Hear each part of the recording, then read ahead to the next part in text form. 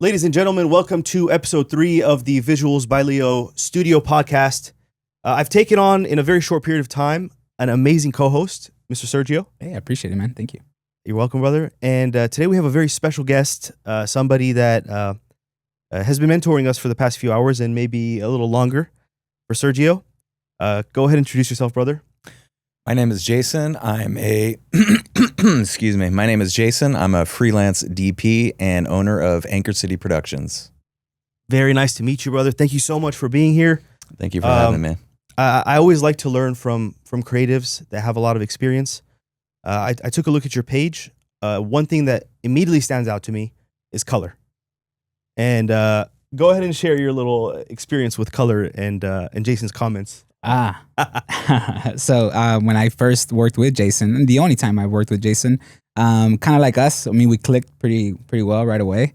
And I was carrying all my gear back to my car after the gig, and then he goes, "Yo, why is all your gear in gray?" And he started making some like funny comments about, I didn't know Gap sells, camera gears and stuff. But yeah, I looked at my gear, took a step back, and I'm like, oh my gosh, my camera bag is gray, my backpack, my drone bag, my lighting bag. And ever since then, I was like, you know what? Whenever I hang out with Jason, I got to wear some color. Some color. Yeah, I didn't know Eddie Bauer and JCPenney did like a photography gear line. I'm hurt. Brother, so this is a podcast space, as you know, that I'm renting out to clients. And I want to take this endeavor into starting my own podcast because I want to evolve this space. I want to make it a more convenient space. I want to make it more conducive to deep conversations. So I really try to avoid like filler conversation. I try my best to actually have a meaningful conversation that is productive.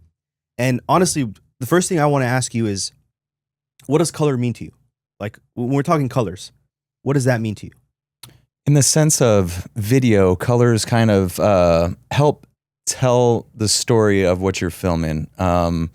Color grading, in a sense, is like an art form because you're able to manipulate certain colors. You could enhance certain color palettes to make it boost and give it like a certain mood. I don't know if you know any color theory, but if you see movies that are, green tone, it gives you like that mysterious, chaotic, like emotional feel. But I feel like that colors really, in the video sense, kind of bring out more of the emotion. So not only do you have the emotion from the story in which you're cutting, but then the color helps like enhance that, kind of like glue. Yes. And is that something that you started to appreciate when you got into the world of video? Or is that something you've always, have you always had a knack for color?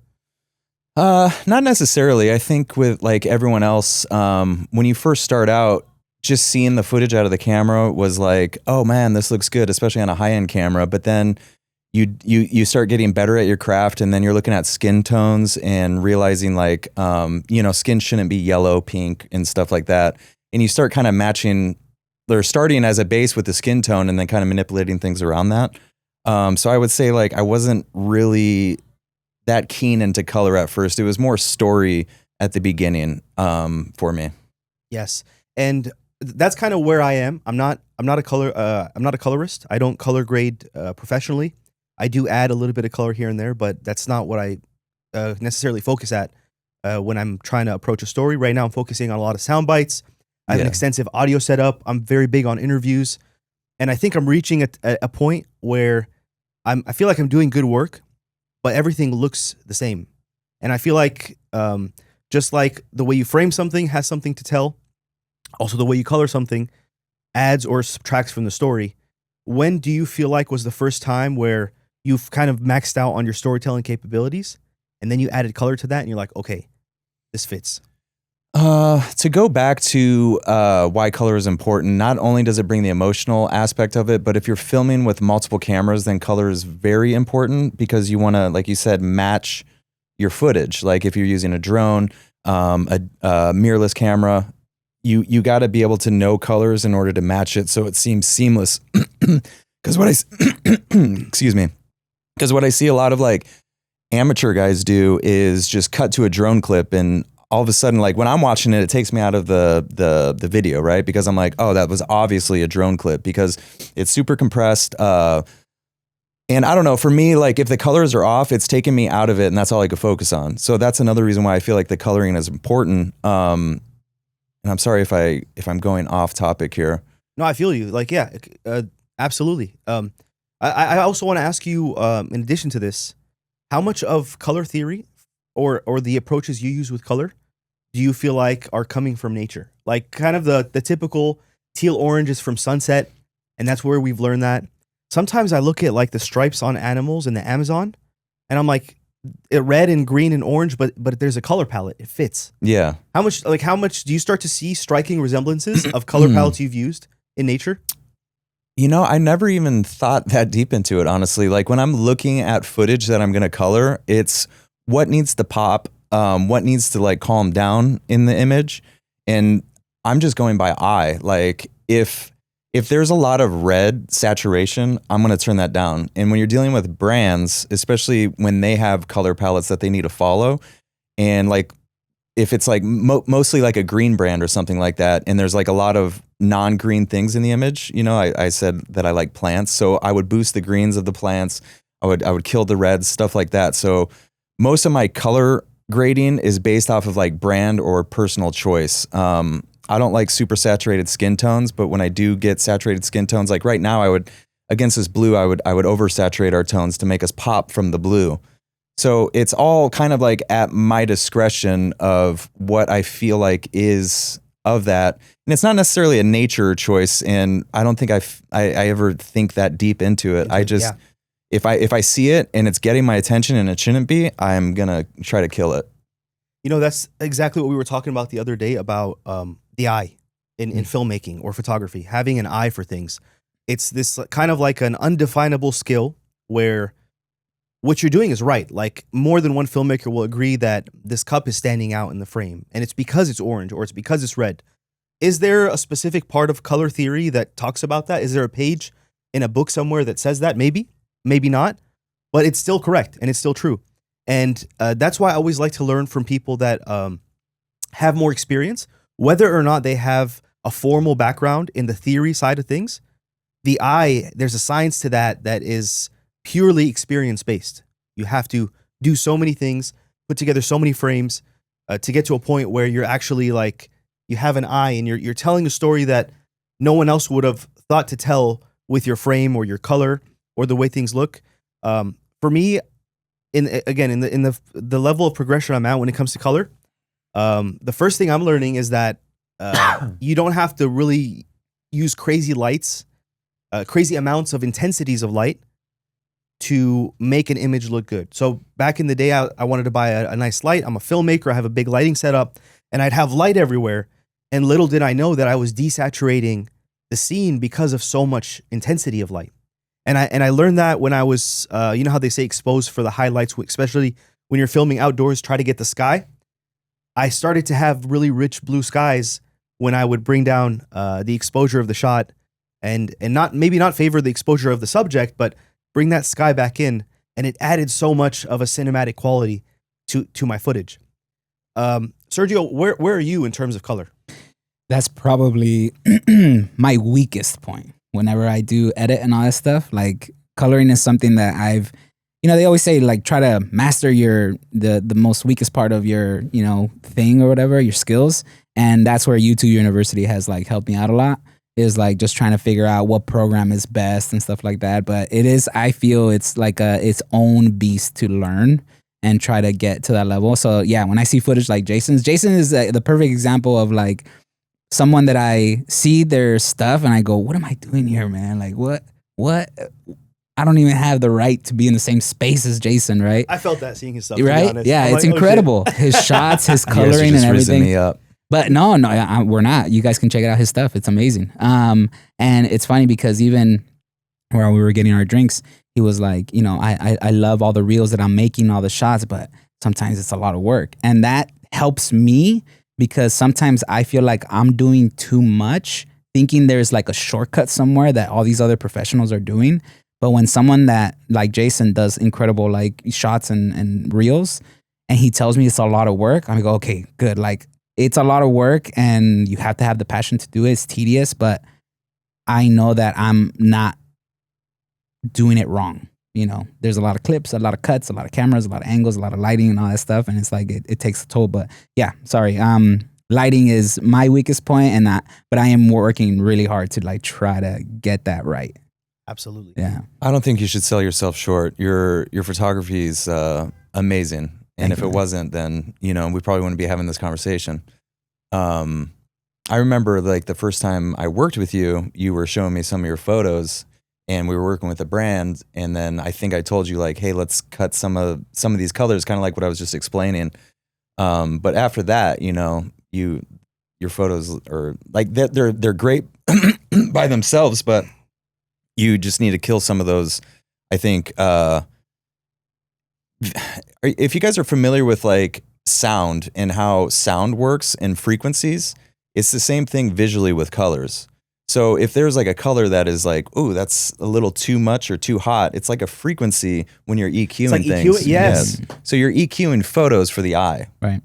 And I feel like photographers know more about color than filmmakers or video guys, because you guys have a lot more, I think, control and play in the editing process because of Lightroom and stuff like that. And you're shooting raw on every camera? Yeah, you could shoot in whatever white balance, and you know, if it's in raw, you could change it, which is crazy. There's not as much play with like log footage as there is with like a raw photo. Yeah, for sure. Especially even like Leo was saying, like you still have to know what and how to capture the natural raw image to know that in Lightroom you'll be able to push some shadows, the highlights, keep the sky blue.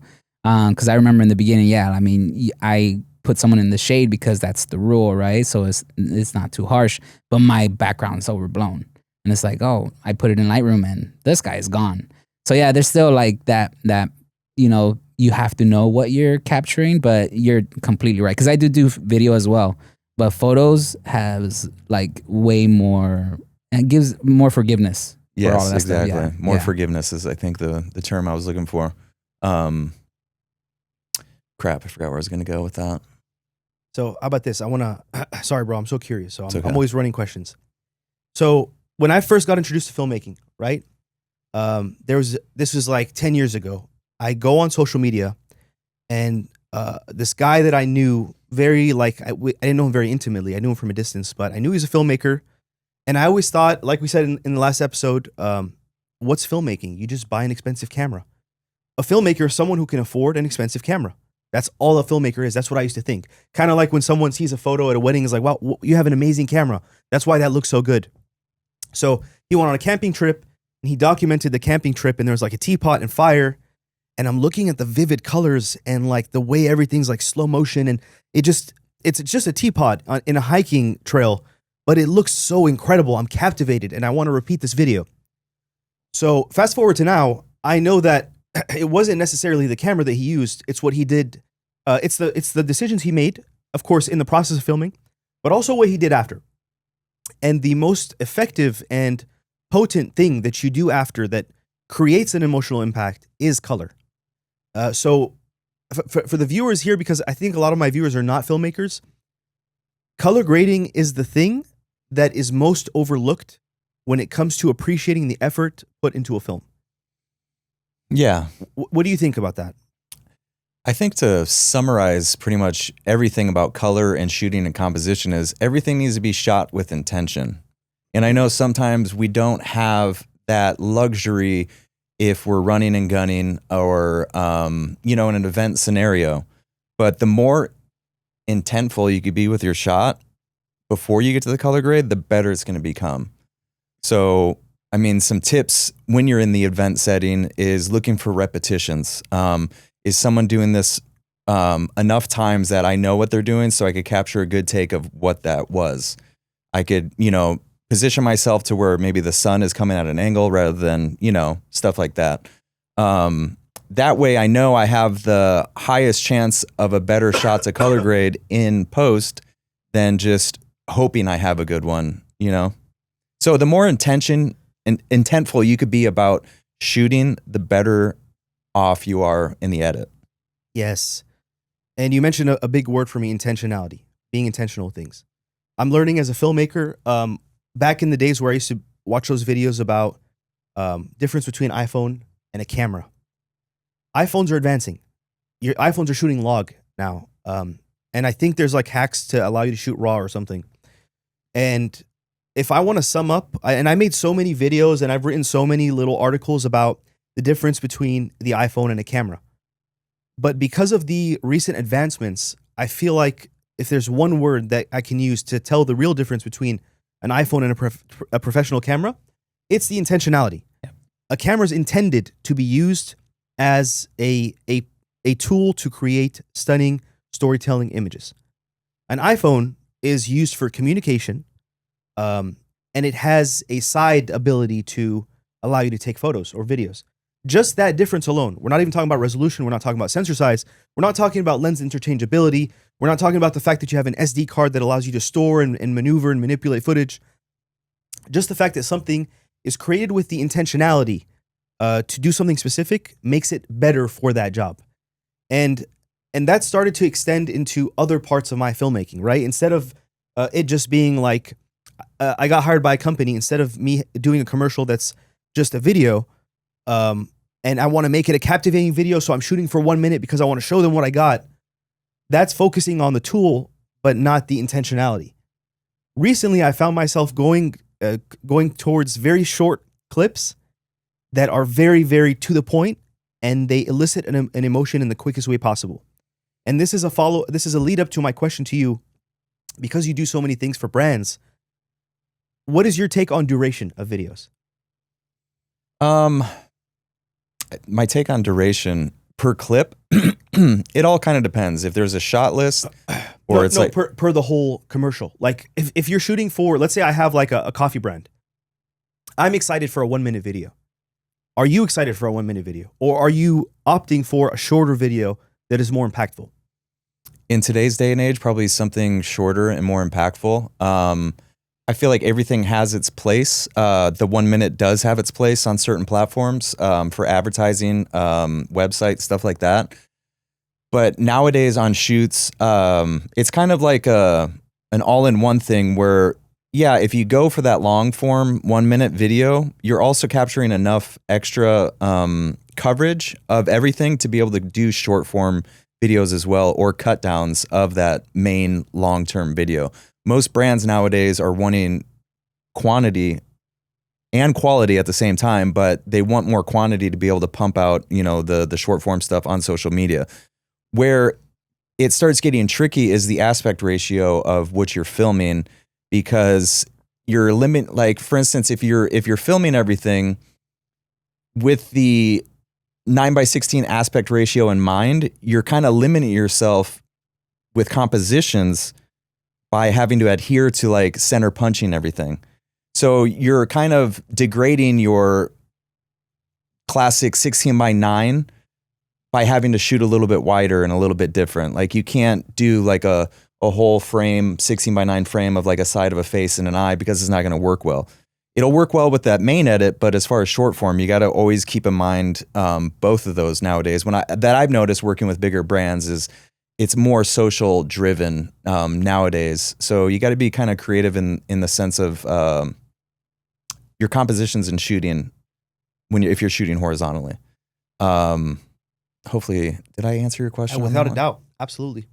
Sergio, how about you, brother? Like in the I've seen some of your like little sizzler reels for weddings. Mm-hmm. Those are dope. If you had a preference in terms of emotional impact, what's the target duration for a wedding film? For emotional impact, definitely the long form. Because again, are we talking 30 minutes? Are we talking? Oh, no. I'm sorry. We're talking like still highlight short form. I'm sorry. So like, yeah, about a minute, an hour of the wedding. So it's like, if it's an 8-hour wedding, about an 8 minute, so you highlight gauge film. it per, I love that. I've noticed that that's the average. Okay. So it's not that I pitch it that way. Yeah. It's just that that's pretty much like the average that we do. But if you say that to a client, they're gonna be like, I'm paying you for 1 minute per hour. That's insane. But you'd be surprised. I mean, we do an 8-minute highlight film and people get emotional about it because you're adding the music, you're adding these moments that they might have missed because they were too busy. And they're also reliving moments that like they had like the bride scene. I mean, the dad seeing the bride for the first time, and they get emotional. So they're seeing it now through my lens, and with music and everything, it just gets a very emotional response to it. The 1 minute quick edits of the entire day is literally just for like, I'm gonna post it as a reel. Oh my god, this looks awesome. That's like the most like reaction that we get. It's like, this looks amazing. This looked great. But there's no, oh, I cried. Oh, that was, It doesn't beautiful. It doesn't hit in And the that's the goal. emotions. That's the intention of the video. It should Right. hit. Right. Yeah. Yeah. But the 1 minute ones are like Jason was saying, they all have their place. Like what are you doing with it?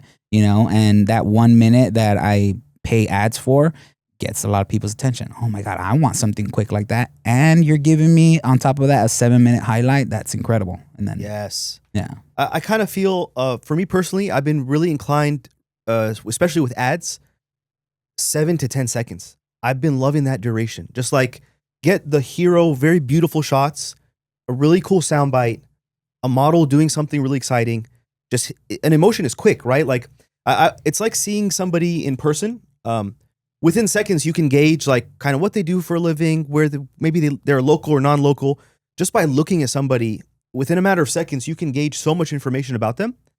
And I feel like the return on investment in terms of duration of time that you get exposed to this person, you get diminishing returns of information. Yeah. Like when I first meet somebody at a coffee shop, like I know, okay, he's a filmmaker, he does this, the guy smells good, looks good, like a lot of information. And then I got, let's say, like 10 pounds of information. And then the next 2 hours, I'll get like one more bit of information. And then over the course of weeks, I'll get 2 more bits of information. So for me, when it comes to showing a brand or showing, like trying to even market my stuff, like I just dropped a reel to market this space. And I think it was like 10, 15 seconds at max. I love that duration. I just feel like, especially with people scrolling through social media, they don't have to scroll away. They don't feel like they missed something, and the emotion hits. You get the call to action, and a lot of times the call to action is so far in the end that people don't even make it there, and you kind of lose that. You know what I mean? Yeah. It's it's defeating in the sense of, since we're creators, that the target zone is, we'll just say, an average of 15 seconds. Because sometimes you get an epic shot that lasts 10 seconds by itself and you can't use it.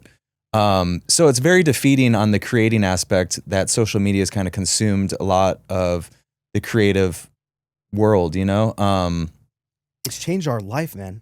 So 10 to 15 seconds is golden for that. But for like, I don't know, actual stories and stuff, you need a little bit more time for that. And unfortunately, like the artistic part of what we do is starting to be covered by short form, like almost it's quantity over quality these days. Yes.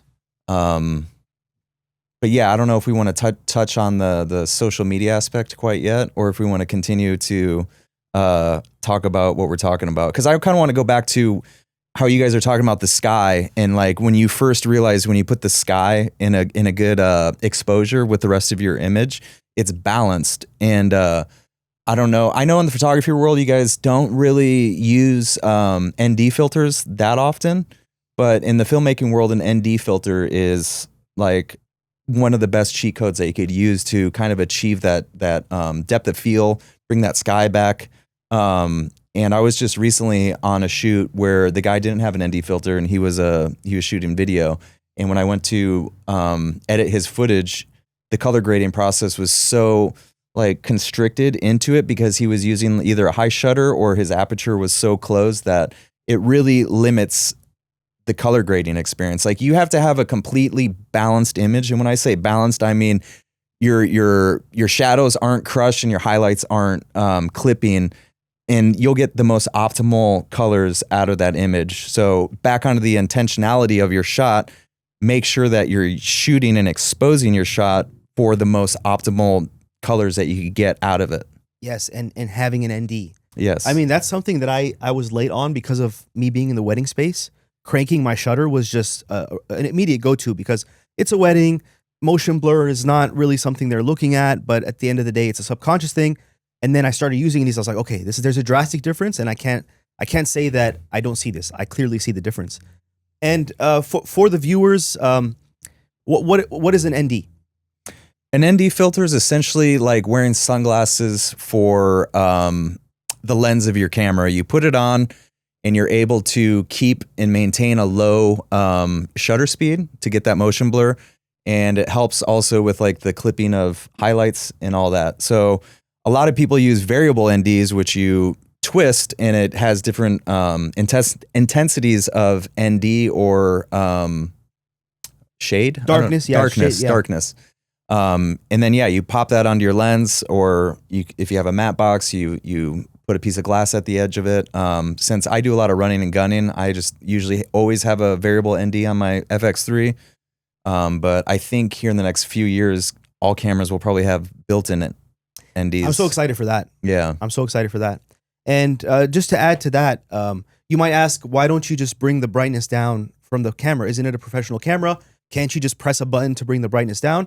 You can, but you pay a creative price. There's things that you lose by making the image darker inside the camera. Namely, if you look at professional photos or videos, the background is very blurry and it looks nice, and people try to recreate that. It's such an attractive look that iPhone has artificially created that with just a little LiDAR sensor where it detects where you are, and then anything behind you, it adds like a little Gaussian blur type of thing. But then if you look close at your portrait, this is portrait mode in the iPhone. If you look close at it, that blurriness starts to jitter because it's artificial. It's not an optical quality of the lens of the iPhone. Are we able to curse on this? Go for it. Okay. So how I explain to people that don't understand exposures or NDs or anything of that sort, when you use your iPhone and you're using it at night or in the club, the footage looks like shit, right? And you don't know why. You're like, you just assume that, oh, nighttime footage, just this is what it looks like on all cameras. But that's not the case, because your iPhone is artificially adding light, which creates noise, and that's why your footage looks like crap. And normally, to explain to people that don't understand cameras or anything like that, I always resort to the iPhone and explain to them in iPhone terms why we do certain things, like use ND filters. I use an ND filter on action cameras. I use an ND filter when I can on my iPhone if I don't have a camera, because again, it goes back to the intentionality. If I could control my exposure, I could control the output and quality of my image when I go to edit. Absolutely. Very well said, brother. I love So that. I recently was watching a podcast with Brad Pitt, right? He was talking about him filmmaking and working with people like Leonardo DiCaprio and all that stuff. And he says that, sorry, I'm going to give you another compliment, Jason. So get ready. Can I get a compliment? I just want one. You look great today. Thank you so much, brother. Of course. And he was talking about how sometimes like he'll go and make a film and he's already like, he's comfortable. He doesn't feel like he needs to have his game up or anything like that. But then he works with someone like Leo and it's like, oh man, these people work hard. Like, and I got to step up my game. And just listening to Jason is like giving me some inspiration of like, this whole time I'm thinking I'm good, I'm doing right, but there's such a next level to take it. And when he talks about even finding an ND filter for his iPhone, I'm thinking, man, I'm lazy running gunning right now. I gotta really step up my game and do all of that stuff. So I appreciate all the knowledge that you're throwing out there. Absolutely, brother. Yeah. Absolutely. That the intentionality you're describing. Yeah. Even just reinforcing that. Like sometimes I know the theory side, but like just hearing you say it and looking at the shots you create, that I know because I've seen the drastic difference in the quality of my images the more advanced I get with intentionality. And I see your level of intentionality. I'm like, okay, so I just gotta practice the discipline of being more intentional, and I can create better images. Another thing you got to ask yourself is, what's going to separate me from the next guy? In an oversaturated market and industry like we are in, especially in Southern California, you have to think about, how am I going to be different than this other guy with the same exact camera? And the more work you put in behind the scenes of intentionality, the more you're going to like stand out. This guy has an FX3, I have an FX3. How do I make my camera look better than his? I have to take a little bit more time, work on my exposures, my compositions. So in a competitive market that you can't necessarily control, you could control yourself in what you do. And if it means taking some more time and not cutting corners to make your stuff look better, then that's going to stand out long term. Yes, absolutely. Absolutely. And that's gonna bring me into my next question. I want to share my experience with one thing that I purchased that changed made a shift in the quality of the films I produce, and that would be a mic called the Sennheiser MKH50. I think when I bought it, it was like $1,400, a very expensive microphone, right?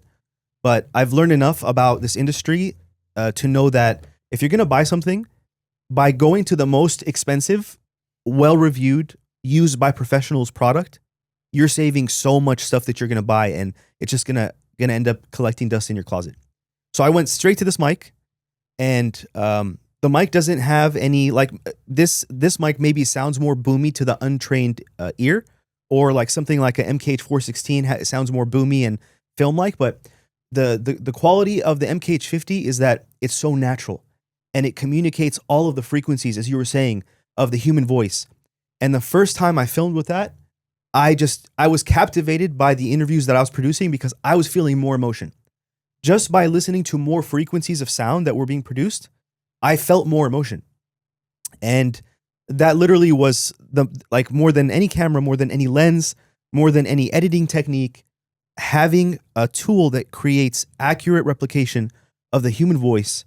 I've had nothing create a jump in emotional impact like that mic. What would you say is analogous to that for you?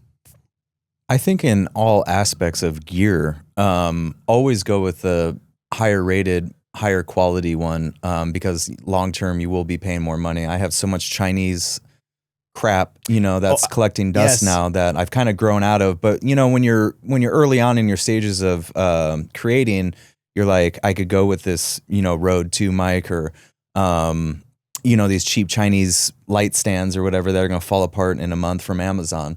So it's hard because I want to say get the best of the best, but I know how hard it is when, it's not financially feasible early on in your career. But getting a really good mic right away is probably some of the best advice that you could give to someone, especially someone that's doing interviews or, what else do you use a mic for? Pretty much interviews. And I'm not going to say Foley, or I don't do any Foley or capturing I don't do any of that. Purely for interviews. I have the MK.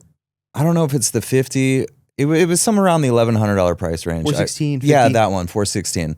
And I used that on an interview one time, and I didn't have to EQ it because it just brilliant, straight out of the box, sounded great. And that was moving up from the MK600. Yeah. Which at the time when I bought the MK600, I was like, whoa, this is a big investment. But it really wasn't. Now looking back on it, I think it was like $300 or $400. But yeah, audio quality, especially when it comes to doing dialogue and people's voices, you need pristine audio. And you could use your iPhone, and it'll make your iPhone look good just because your audio is superb.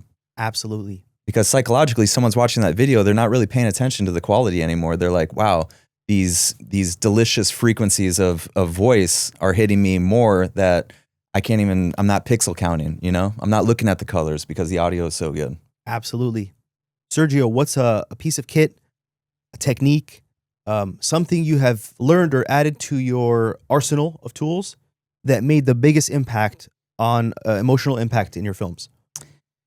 Man, when I started off, I was, Canon 3Ti. I don't know. We're probably at 10i or something like that now. But AI. Yeah, seriously, AI, yeah. I think mine was when I finally jumped for the A7S III, where it's more of a main cinematic camera. And so once I got that and I started studying and all that stuff and playing with it and just messing around, I feel like that helped me out. It released a lot of stress when I was shooting weddings now. But I think it might be ND filters now, because I'm really going to dive deep in them and check them out. But it might be that now next. Yeah. But yeah, it was the A7S III, man. A7S III. Yeah. Can I just, if you're going to go with an ND filter, get the Nisi brand. You tell me, because man. There's zero color shift, and it's the greatest ND filter I've ever used. Done. Nisi. Done. Nisi. Sold. About $275. It's a 2-part system, but I know you guys probably use variable NDs, and it color shifts. It's always warm or something. Or there's that X in the middle. Yeah. Nisi is by far the best that I've ever used, and it doesn't mess with the color, and it looks cinematic for some reason. Nisi it is. You know, it's funny. Yesterday, my fiance's like, are you eyeballing anything? You know, there's Amazon Prime is coming up. And then I'm like, Cough, honestly, cough. Fiance, right. we have a gift. I was something- like, honestly, no, I think I'm pretty good. I'm not really eyeballing anything. Now Just send her this video. Now she's going to hate me coming to these podcasts. Like, oh, the podcast is costing you money. You're talking to all these filmmakers and you keep buying stuff after each one. No, yeah, I'm going to look into that. Yeah, sold. Nisi. Yeah, Sold. Nisi. Speaking of the A7S III, what do you think? I know you're probably that's like old school stuff to you, but like, how do you feel about that camera? A7S III, I remember, came out somewhere in 2020, right? It was like around 2020. Around pandemic, yeah. Yeah. And I saw the footage of that and I was just blown away. And at this time, I wasn't a Sony user. I was using Lumix, like the Lumix S1H. And I thought the A7S III was like the most amazing camera that you could get. And it's kind of funny nowadays, like looking back, and that was 5 years ago. And it's still a good camera, like by all means, like it's a great, and it looks good. And I think it's got the same sensor as an FX3, if I'm not mistaken. Mm-hmm. Yeah. But I just, at that time, I thought like it was just too expensive. It was too out of my budget to switch. I don't know if you guys have ever switched brands It's before. so expensive. Once. Yeah. But yeah, the A7S III, I feel like, is one of the top hybrid cameras that you could get, especially starting out. Probably nowadays it's probably cheaper to do it, you know? But you could Absolutely. take great photos and video with that camera. And I was just blown away by it. And I think we're coming up to that peak in quality right now. You know, like each camera comes out, but the quality isn't necessarily significantly better. It's just maybe microscopic.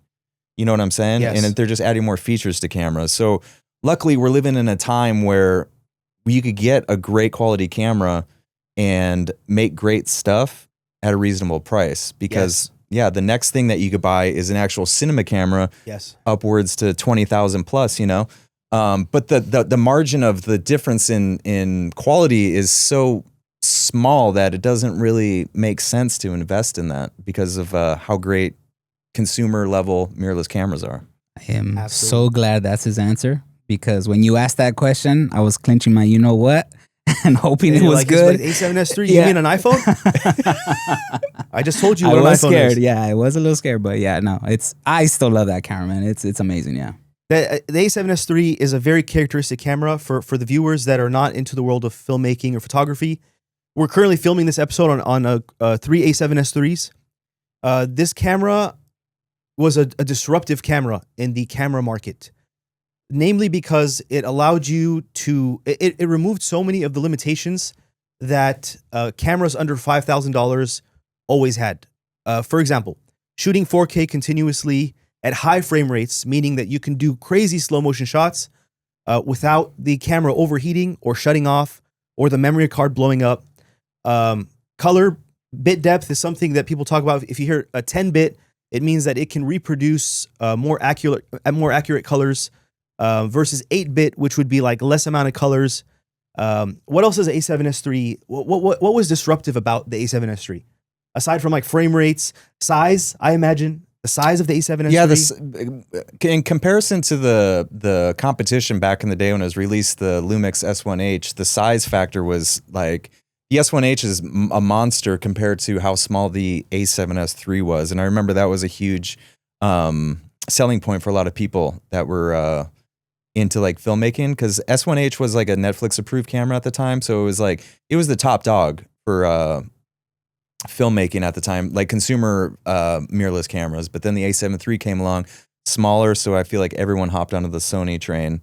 I was a little late to the game when I hopped over to the Sony game of the FX3, and then as soon as I went Sony, I stopped using Lumix and Panasonic and stuff like that. Yes, absolutely. And one thing I completely forgot to mention, which was revolutionary about the Sony A7S III, is its capability to film a properly exposed or brightly lit image in almost pitch black. It has the ability to artificially add light in a way that is very, very clean.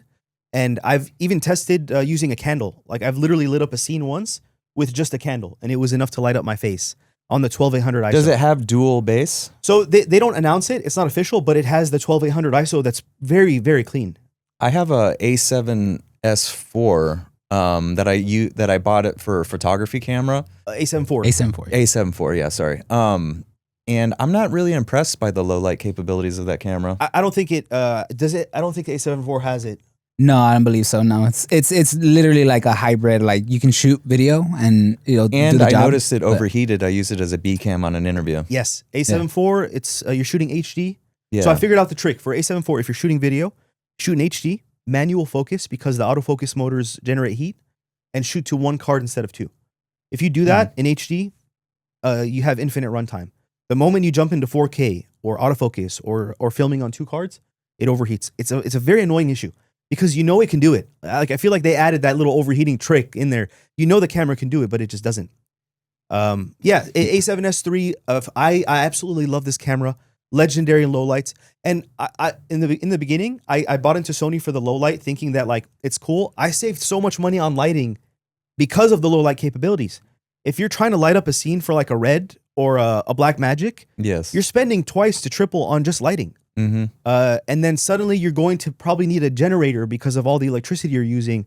It takes you out of something you can use, just bring an extension cord with you to like, I need a generator on set. And just the fact that a camera has low light capabilities changes your production workfall entirily. I thought you were saying the generator for the cameras. That's why I left. Because those I think overheat quick. in event work, especially in the wedding world, the dual base ISO is a must-have. Like you need to, especially Sony being goated for the low light, you need that 12,800 ISO if you're doing like a dance party or something like that. Especially Yes. if you don't have experienced photographers next to you, because I shoot a lot of video for weddings, and man, they'll put them in the worst lighting ever, and I have to step up and change the whole scene. But sometimes they just put them in the worst, and I have to crank it up. Crank it up.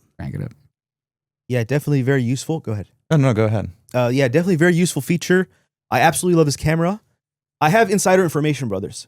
And I don't know how much I can say about this, but I know from somebody very, very deep into the industry that Nikon, as you know, they had this thing with Red now. And Oh, boy. did you hear about that whole drama with Red? Yeah, how Nikon bought them. But Nikon bought them so that Red produces. Red is one of the only cameras that allows you to film raw internally. Yeah, ProRes. And then that isn't it's not a limitation of other cameras. Any camera can physically do it, and other camera They companies have the patent that you can't do it internally. exactly. Yes. It's just a limitation. It's a legal limitation. And Nikon challenged it and was like, you know what? Instead of going through litigation, why don't we just buy Nikon altogether? And now Nikon is making crazy cameras. And Nikon buy Red altogether. Nikon buy Red Yeah. altogether because as big of a name as Red is, it's not as big of a camera company. And they probably don't generate as much sales as Nikon does. So Nikon is a bigger company overall. And they're like, we'll just buy this company. And they bought Red. And now you have a Red Komodo X with a Nikon mount. And you can use Nikon lenses. And that's just revolutionary. So Nikon is about to drop a camera that is going to disrupt the market. And this is quoting this person in a way greater than what the A7S III did to the indie filmmaking world. He said, and I asked him, like, is it safe to say that don't upgrade your camera or camera system until Nikon makes their next drop? He said, absolutely. Do not buy a new camera. So we should expect that, I don't know when, but the next camera drop from Nikon is going to be revolutionary. If I have to sell and switch brands again, I'm just going to give up. Yeah, that's It's what a I'm lot, thinking. yeah? What are you in right now? I use Sony now. Okay. All Sony. What's your go-to camera? I would say FX3 is probably like the most used camera that I use, but FX3 and FX6. I love the FX6 because of the I know the FX3 has a top handle that you can use audio, but I feel like it's just so contraption-y. I've never used that top handle. Not Yeah. once. I love the fact that in the FX6 you just slap it on the top. I love the electronic ND filter on that. Yes. There's some downfalls to the FX6, like the fact that you need the top handle for audio was kind of annoying. There's no audio inputs without that top handle. That was one of the major gripes for me. The fact you got to build it out every time, so it's not typical. Like, Run and gun. yeah, and like stuff like that. That was kind of an annoyance. It's a great camera once you get it up and running, but if you have like the run and gun scenario, the FX6 is just a little bit slower. But the image quality of the FX6 is probably the best on the consumer level that you could get, I would say, for under 7,000. Unless you want to go old school and get an FX9, but those are a little beefier and stuff like that, or Yes. the FX7. I'm kind of curious to see what they're gonna do now. You know, I know they have the Burano, which is their lower end cinema camera, which has still got a price tag of $25. Crazy, $25,000. But you could use Sony E-mount lenses on that, kind of like how you were saying with the Nikon lenses on the Red. But then just the raw cape, does it shoot any raw? No.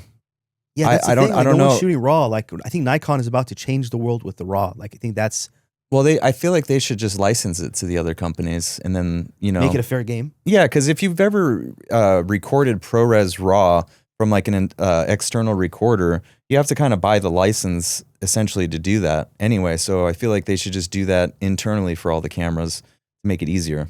That would be fair game. I think we would see some revolutionary jumps in the industry if they do that.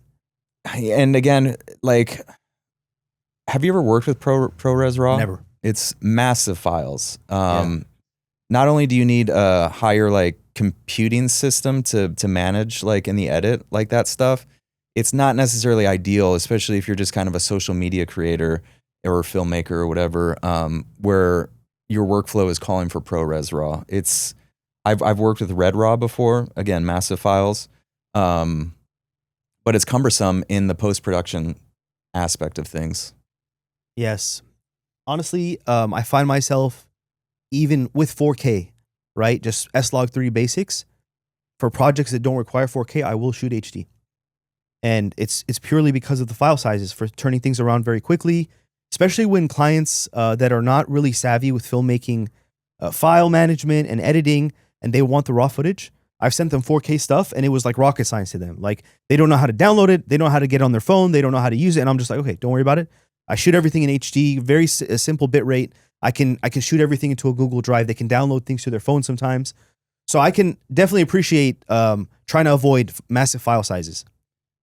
I export everything at 1080, just for that, easier to manage on the client end. But if a lot of things are vertical these days, you definitely would want 4K because we're cropping in. Crop in. Yeah. Yeah. I shoot interviews at 4K so I could kind of frame things a little Yes.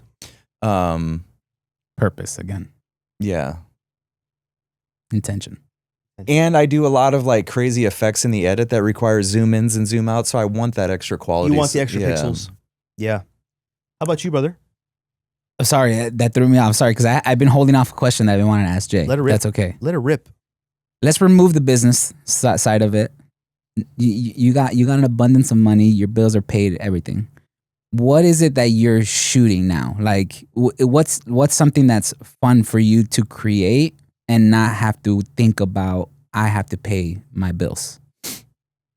It's funny. My fiance just asked me the question of if I had similar thing of if money wasn't an issue, what would I be doing? And I said I'd be filming. And she's like, "Wow, really?" I'm like, "Yeah, I like doing that." So she was kind of blown away by that. But I am passionate about what I do, and if money wasn't an option, I would still be filming things, but I would be filming more emotional type pieces, more storytelling pieces, more things that like. I'm very into storytelling. I don't like a lot of corporate, mundane, soulless type videos. I like to tell an emotional story or to try to evoke emotion. And I'm really into like contrasting elements where you mix beautiful filmmaking and composition with like a gnarly topic. Kind of like how Vice did back in the day where they were like filming cartels, but it was really good filmmaking, like documentary style filmmaking, but mixed with like a really gnarly subject matter. And I think that's what I would do is do that like polished cinema like videos of just really emotional, crazy topics. And those two contrasting elements really come together and I don't know, make something good to watch.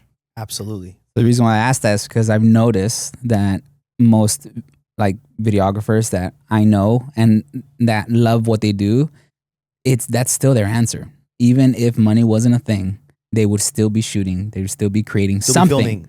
Yeah, Still they'd be be filming. filming something. Yeah, and I get that bug when I'm caught up with a lot of my work. When like again, I love the weddings, the industry. I love it. I do it.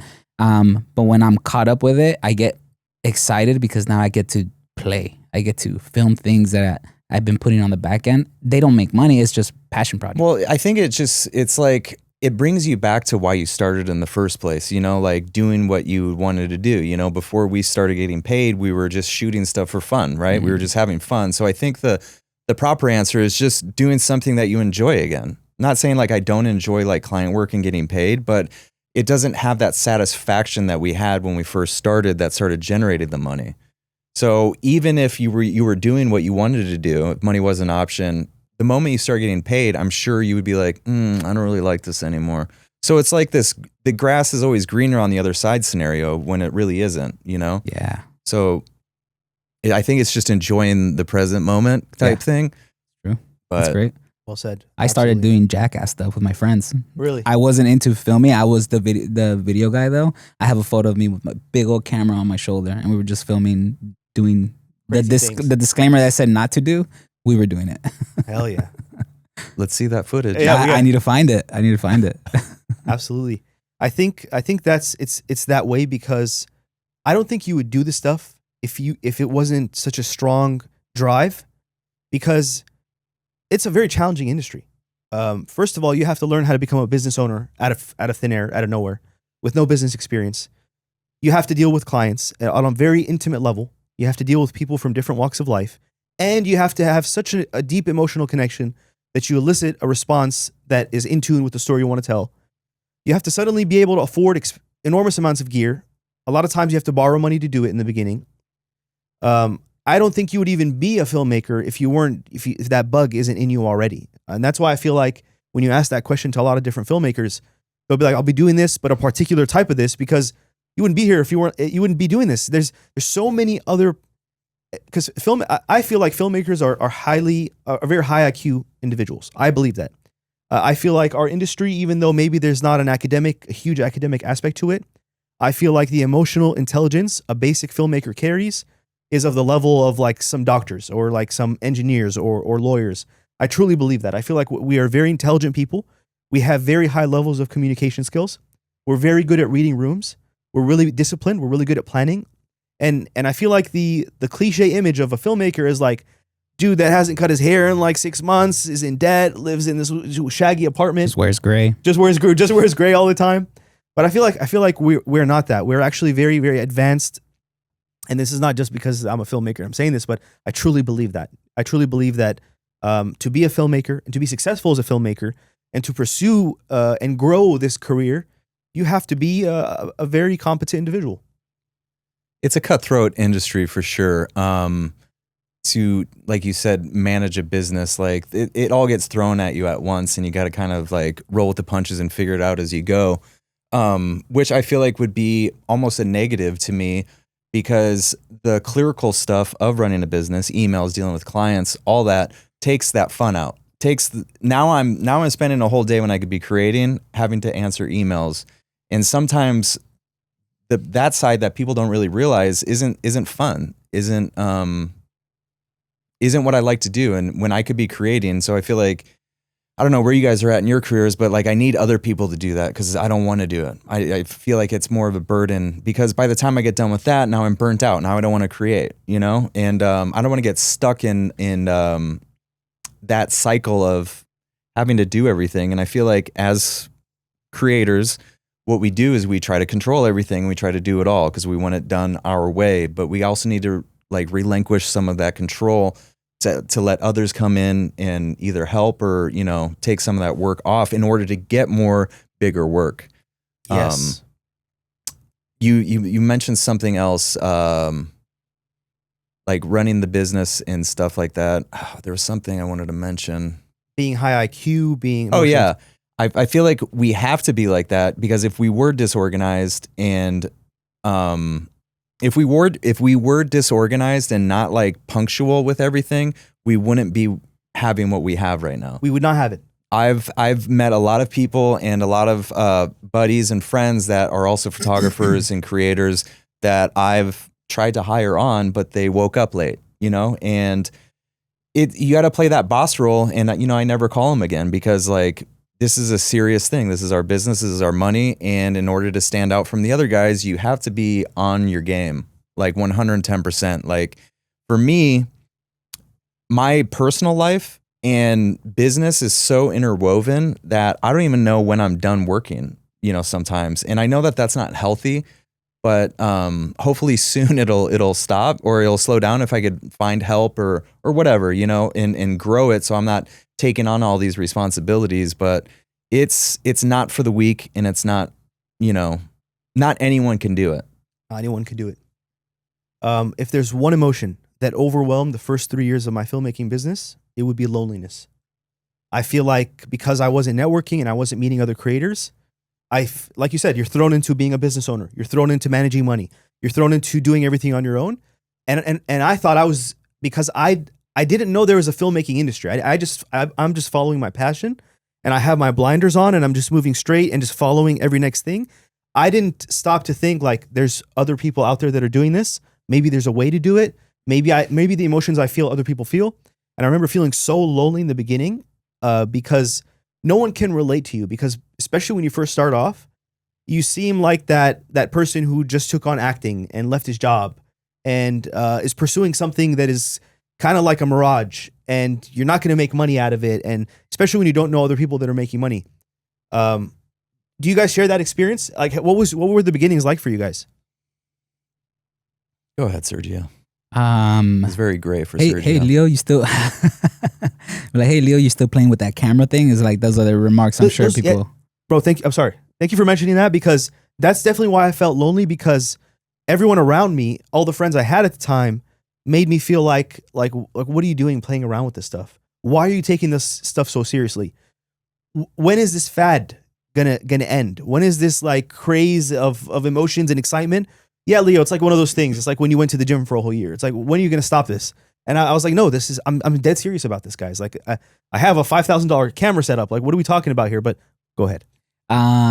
Well, luckily for me, I right away found a mentor that has been mentoring me to this day. So loneliness, I never really felt it, because I was able to, you know, relate with him, and he would teach me and all this stuff. But for me, my word would be, it's not an emotion, but mine would be sacrifice. I'm a very social person. I love hanging out with my friends, my high school friends. And so when I started this whole thing, I had to stop hanging out with a lot of people, not because they were in a whole different thing. It's just because I was pursuing something and I knew I really wanted to do it. And so I sacrificed a lot of just fun out of my life. I just had a job literally just to pay the right amount of money for bills every month, just so I can learn my skills with my mentor. And it was for years and years and years. Wow. I would say sacrifice as well. Naturally, I'm an introverted person, so I wasn't one to be out and about and need the social life in the first place. So it wasn't like a shocking transition to be in the solitude of honing my craft and building a business and stuff like that. It was more sacrificial. Like the little bit of social life that I did have, you know, I kind of just cut it out because it wasn't necessarily priority. And sometimes that would eat me up on the inside, like, man, you know, no one's hitting me up anymore, or, you know, I feel like a bad friend because I'm not hitting anybody else up. But when you're just so consumed by it, you know, like the blinders, like you said, just moving forward with like whatever the next step is, and then you got all this paid work and you're overwhelmed because I don't know how it is with you guys, but it's just like tidal waves of work. And then, you know, so when it comes, everything just gets pushed to the wayside. And it's like fight or flight mode, especially, you know, being your own boss, you have to take it. You have to keep doing it, and you have to continue moving forward. And sometimes that means sacrificing that social life, those friends, what you were doing before. But I don't know, like if anyone ever sees this, it's not that I didn't want to hang out. It's just trying to survive over here, you know, doing what I love. And it's nothing personal. Like I didn't want to, but nowadays for my mental health, I'm trying to stop it a little bit and maybe put more intention and more focus in things that I should, rather than solely focusing on work. Because then burnout happens, and I've been burnt out so many times that I'm now still to this day in my career trying to learn the work-life balance. Yes. I'm still learning to do that as well, which is why I like reach out. Like I remember reaching out to you about like, hey, let's go have lunch or something. Yeah. Those are things that I'm trying to work on to get away from that as well, and to just have a social life, especially with people that are in the industry that you just like had good energy and chemistry with. You're like, let's just go hang out, He's, by the way, more Hispanic than I am. So No way. Oh yeah, man. That's Bro, why you look as white as they make them. I'm not even Hispanic, but not in that sense, Oh, as in like no. Mexican food. Okay, and okay, like, okay. Yeah. I was gonna say, okay, like I get it. Some people have like this mixed look, but you took it too far. no, I just like the Hispanic culture and the Mexican food. My fiance is Mexican, so it's just something that I've always appreciated. Taking our women. Yeah. Brother, And stealing women. my brother's wife is Mexican, man. I'm in love with Mexican culture. I like the hospitality. I like the music. I love California because of the Mexican influence that's in California. I love burritos. I love that the city is called a Mexican name, Los Angeles. I feel like we don't do enough to appreciate the Mexican community, the Mexican influence on even our language. Like sometimes I have friends saying "pero" when they don't even speak English. Oh my God. That accent you did with Los Angeles for a second there, I thought you were Mexican. Thank you. I try, brother. I try. But yeah, man, I really like, I always say this, and I don't want it to sound like I'm glazing or anything or exaggerating. I truly love the Mexican influence in California. I love how competitive burritos get. I love how competitive, the Mexican food and the culinary, how people get better and better at serving better tacos, better burritos. Your immediate late night snack, I don't care how good the pizza is, it's going to be some sort of a Mexican food. I actually started my career filming like a lot of Mexican food and lonchetas and stuff like that. Going to like Mexican markets. It was during the pandemic. We'd just go to these markets and film them and stuff like that. Absolutely. And I feel like there's a lot of parts of California that are bland and void of culture. I recently was in Costa Mesa. I went to this market called Northgate Market. Oh boy. Have you ever been there? Oh boy. It's just a supermarket, but it's a freaking party. You feel like you're walking into a club. Colors, music, different types of food. Oh, yeah. I'm like, yeah, this is not like when you're driving through. It's like when I'm driving to Arizona. It's like CVS, Target, Walmart. CVS, Target, Walmart. There's spice. There's culture. There's a human touch to these shopping experiences because of the Mexican influence. And I can't emphasize how much I appreciate that. I treat that place like a treat, man. Only when I feel like I earned to walk in there, because you're gonna eat a lot. It's And unbelievable. It's amazing, yeah. But I feel 20 pounds more after I walk out of that place. So yeah, I try to stay away. Speaking of weight and using an analogy of like our focused business sense, like if we put the same focus in working out, we would all be chiseled right now without shirts on. But for me, like I edit a lot, so I'm not moving quite a bit because I'll be at home. You're editing. in great shape, brother. By the way, you Thanks. look great. I'm a I little want you to know overweight. that, but you look great. I want you to know that. Thank you. But if I wish I had that drive to work out, like how I have that drive to manage a business, you know what I'm saying? And it's just not there. I'm still trying to find it. You can't win them all. I don't care what our last guest said. You can't win them all. You can't have everything. Jason. But like if there was like a person's body right now that shows my business sense in a body, it would be this jacked 8-pack ripped person, but we can't do that, you know? Wait till you meet my mentor, man. I think I'm telling you. it's discipline. We are disciplined, just like someone that works out is disciplined. We're disciplined with what we do, and that's Yes. why they're successful in what they do and being in shape, and we're successful in what we do with cameras and stuff like that. Absolutely. Jason, this is a selfish segment of this podcast. You're a professional filmmaker. You're very advanced when it comes to lighting and color. I would love for the viewers that are non-filmmakers for you to critique the space. Are you gonna give like a cutaway shot to everything? I'll do it. Critiquing it. I mean, I don't really have any critiques, and in fact, like I loved the railing, the speed rail truss system that you got, and especially from the company of Matthews. I love that company. Shout out Matthews. Yes. you are utilizing every inch of this space, and I was surprised when I first came in here. I thought it was a bigger space, honestly. Like on camera, it looks massive. Like you have like a back area that's bigger than what this is or whatever, but it's what, 12 by 12? Yeah, 13 by 13. 13 by 13. And you utilize efficiently every inch of this space. How how can I say it? You utilize every inch of this space to fully optimize what you could do with this by, having the studio, the camera set up. I wouldn't say anything negative about it. That means a lot to me, brother. Thank you so much. You know the price that I'm offering this at? I don't want to mention the price, but if you were to rent a package with everything that's in the space, can we do a fun little estimate of what that would cost? If I could look at all of this gear right now, just off the top of my head, the cameras, these mics, the lights, you're looking way over $1,000. Way over $1,000 Just to rent this stuff for one day. And mind you, you would have to pick this up from LA or somewhere.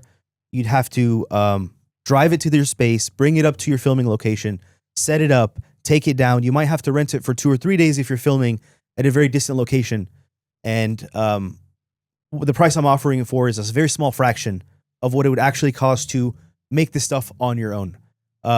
I told him that he's charging way too less than what he should be for this space. And if anyone, rents this space, they're getting a deal for sure. Because it's a one-stop shop. I feel like you have taken it and you took all the guesswork and all that, and just made it simple. You just drop people in here, have conversations, and the value that you're providing is way greater than what you're actually charging. Jason, thank you so much for that. Yes. I really appreciate you. Any final notes, brother?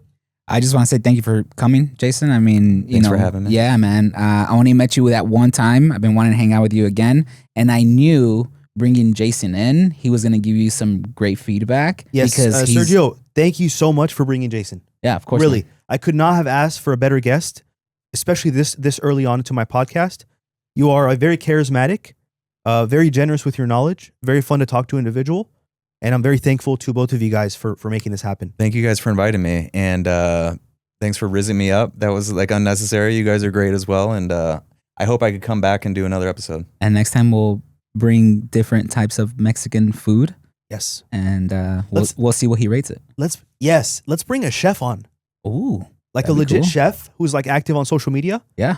And just have him bring a few things. And we're going to going to Northgate. We're going to scout in Northgate. I love Northgate. Yeah. It's legit. Amazing, guys. Thank you so much for watching. We'll see you guys on the next episode.